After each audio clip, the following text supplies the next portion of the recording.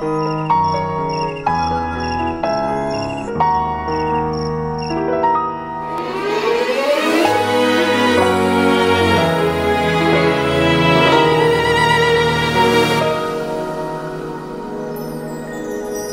آزادی همین حالا، برو دنبال رویاهات.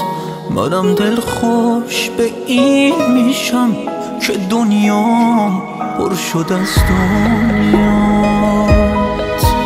خلاصه میشه هر روزم به این دنیای رویایی از این خوشباوری هایی که حس میشه همین جایی.